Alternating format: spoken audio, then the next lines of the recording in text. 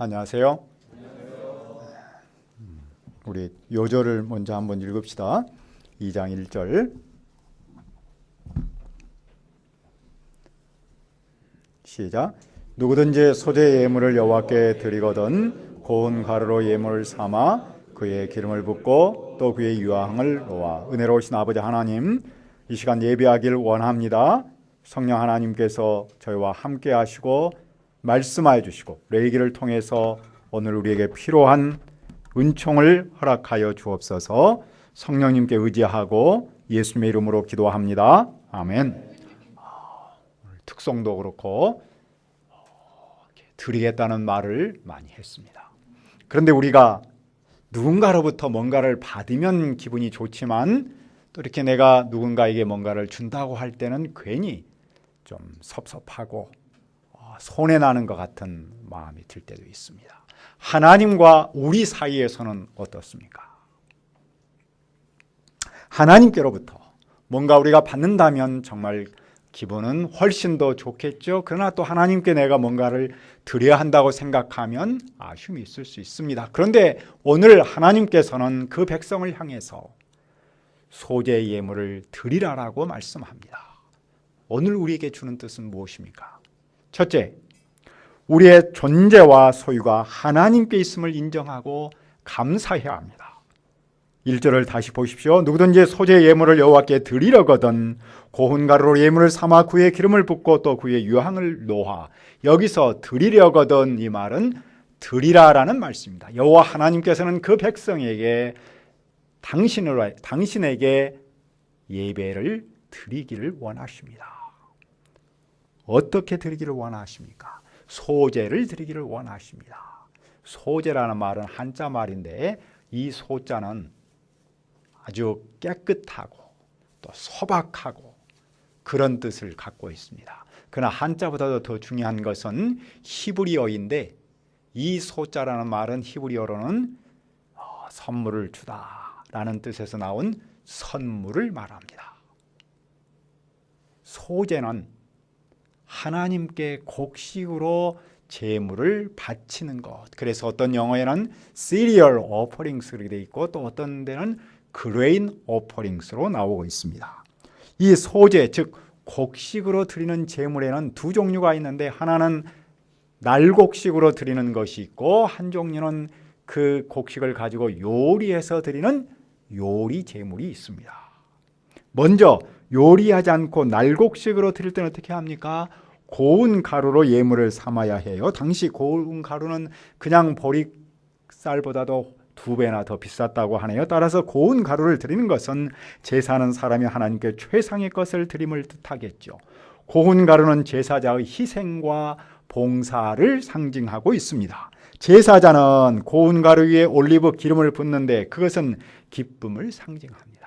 소재는 하나님께 감사하는 마음으로 드린다는 뜻이겠죠. 하나님께서 베푸신 구원의 은혜를 감사하고 하나님께서 주신 그 풍성한 열매를 감사하는 겁니다. 여기에 유향을 넣습니다. 그것은 정말로 이 제물이 가장 귀하고 소중하다는 뜻을 담고 있습니다. 제사장은 그때 무엇을 합니까? 제사장은 올리브 기름이 섞인 고운 밀가루 한 움큼과 모든 향을 가져다가 기념물로 삼습니다. 기념물, 메모리얼 포션이라고 되어 있는데 그 기념물을 하나님께 드리는 겁니다. 기념물만 드리는 것은 전체 제물을 다 드렸다는 것을 뜻합니다. 기념물을 불살라 드림으로써 하나님께서 그 제사자를 기억하고 제사자도 하나님께 모든 것을 다 드리고 하나님의 은혜를 기억한다는 것을 상징합니다. 그 기념물을 제단 위에서 불을 태우면 하나님께서 기뻐하시는 향기로 받으십니다. 그리고 소재물에 남은 것은 아론과 그 자손에게 줍니다. 그것은 여호와께 바친 거룩한 것이기 때문입니다. 제사장은 하나님의 식탁에 참여할 수 있는 특권을 지녔습니다. 그들은 직업이 없었기 때문에 제사자가 바친 소재물로 먹고 살았습니다. 만일 그들이 화덕에 구운 곳으로 소재 예물을 드리려면 어떻게 합니까? 4절입니다. 한번 읽어볼까요? 4절을 시작. 네가 화덕에 구운 것으로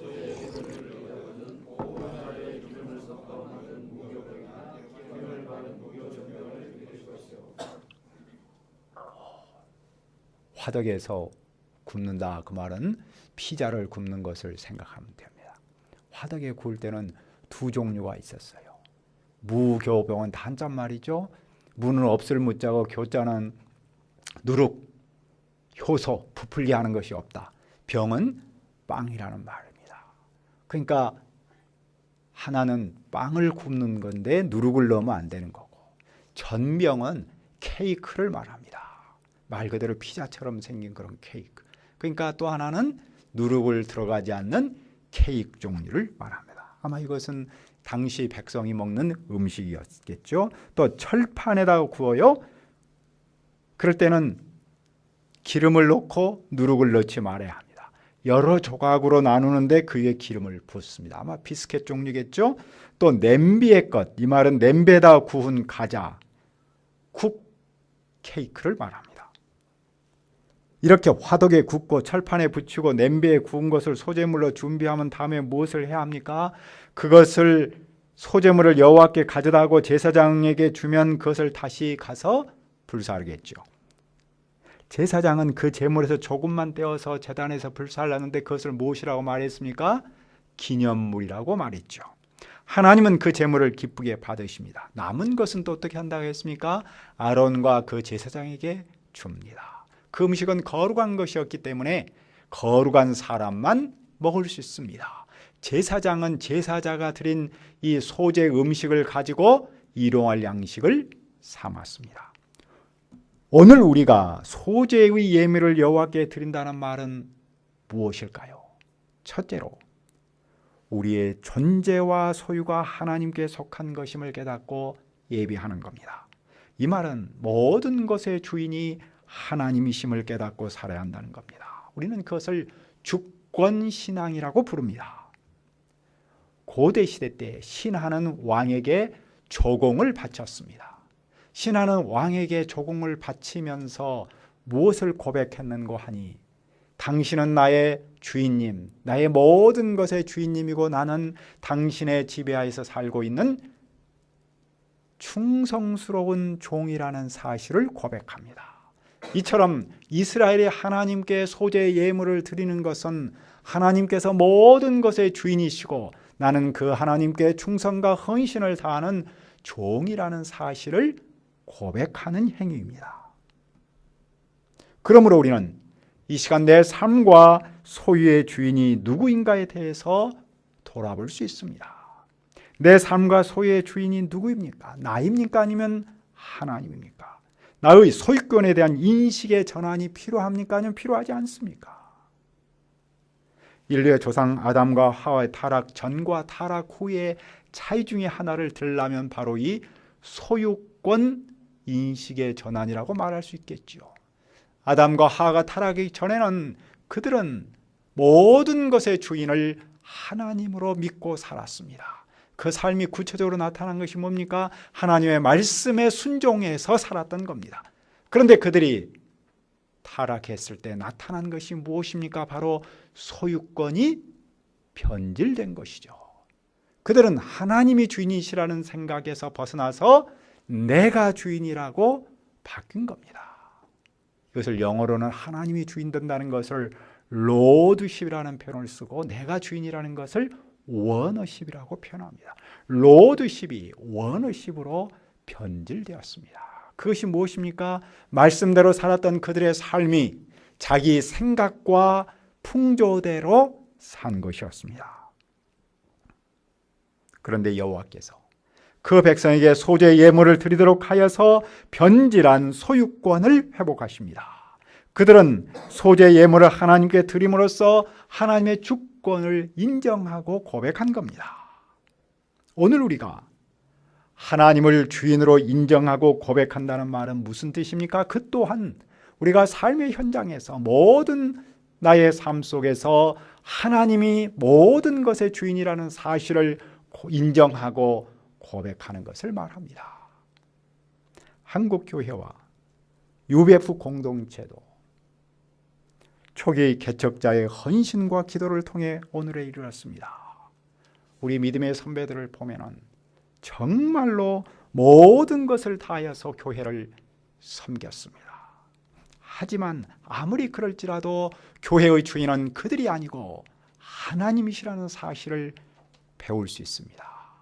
물론 내 삶과 내 소유의 주인도 하나님이십니다. 우리 중 대부분은 열심히 공부하고 일하여 일정한 사회적 지위를 얻었고 또한 물질 여유도 갖고 있습니다. 다른 사람과 비교해서 잘 나가는 사람은 그만큼 상대적으로 애쓴 것도 있을 겁니다. 따라서 그것을 내 수고에 대한 보상으로 여기며 내 소유권, 원어십을 가질 수도 있을 겁니다. 하지만 그것은 하나님께 속한 겁니다. 하나님께서 그것을 내게 허락하셔서 소유한 겁니다. 그러므로 오늘 내가 그것을 하나님께 드리면 당연한 일입니다. 지난 부활절 예배 때 많은 분이 강원도 피해를 본 분을 위한 헌금을 했습니다. 저는 마음을 다했다고 생각합니다. 그 뿌리에는 그들의 아픔에 참여하고자 하는 마음은 물론이고 내가 가지고 있는 이 돈이 하나님께로 왔다는 로드십에 있었다고도 믿습니다.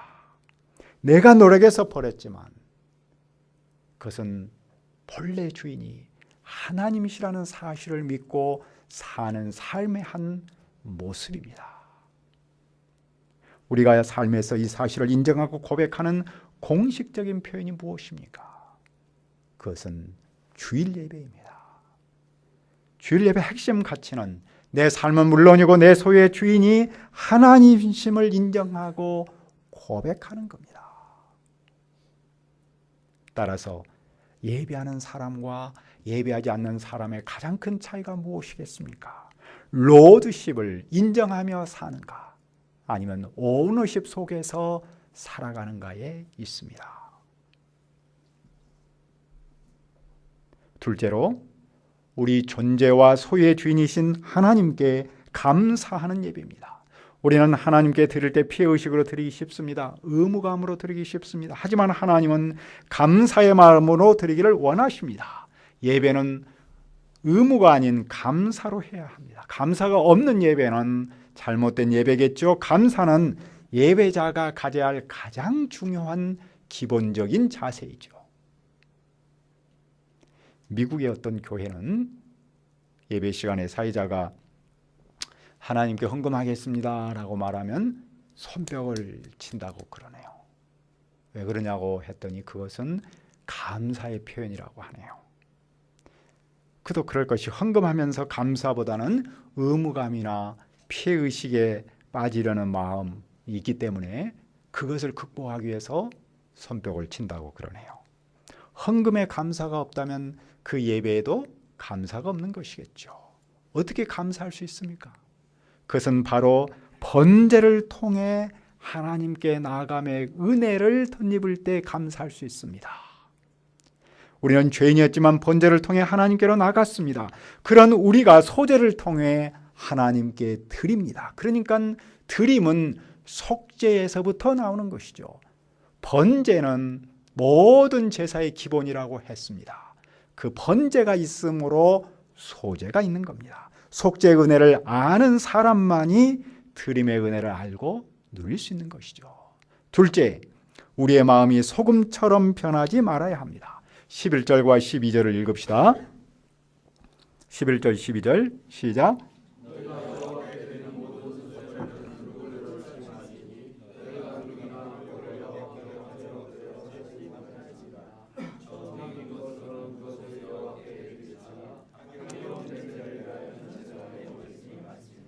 소재물에 넣지 말아야 할 것에 대해서 두 가지를 말씀하는데 먼저 누룩입니다. 누룩은 술을 빚는 데 쓰는 발효소인데 여기서는 빵을 만드는 데 쓰는 것이죠. 누룩은 퍼지고 스며드는 침투성이 강합니다. 성경은 누룩의 긍정적인 면과 부정적인 면 두 개를 동시에 말하고 있습니다.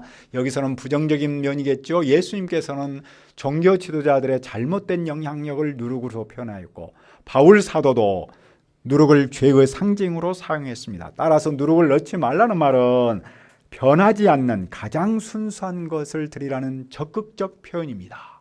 누룩과 함께 둘째로 넣지 말아야 할 것이 무엇입니까? 그것은 잼입니다. 꿀로 표현이 되어 있죠. 벌이 만드는 꿀과 함께 포도로 만드는 것, 또 무화과로 만드는 것, 청포도로 만드는 그런 잼도 넣으면 안 됩니다. 왜냐하면 꿀이나 잼은 변질하는 속성이 강하다 그러네요.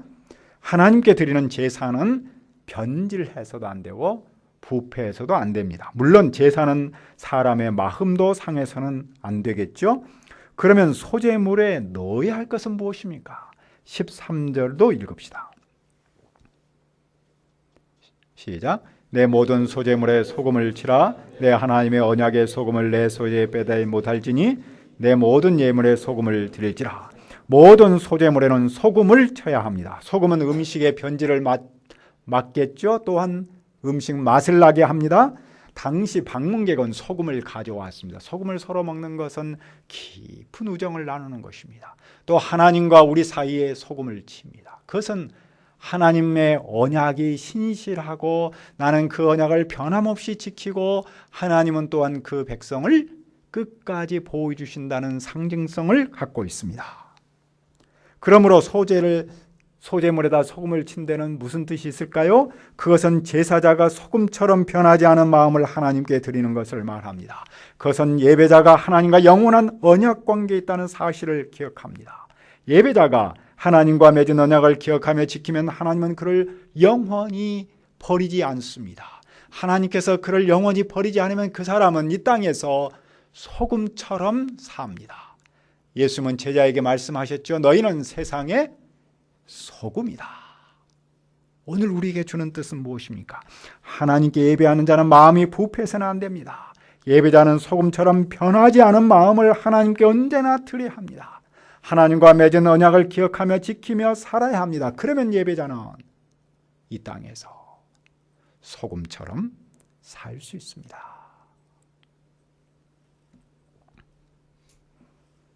저는 싱가포르 부활절 수양에서 앤디 모니카 선교사를 보면서 참 이 사람들의 마음이 변하지 않았구나라는 것을 깨달았습니다. 그들은 최근에 경제적으로도 많이 좋아졌다 그러네요.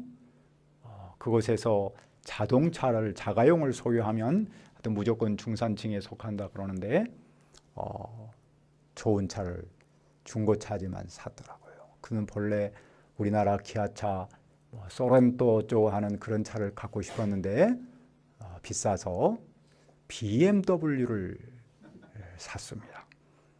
그 나라에서는 그런 모양입니다. 이런 외적 환경의 변화에도 그는 처음 마음을 잃지 않았습니다. 그는 무엇보다도 말씀을 배우고 가르치는 그 즐거움에 푹 빠져 있었습니다. 정말로 말씀을 잘 듣고 배우고 가르치는 것을 보았습니다.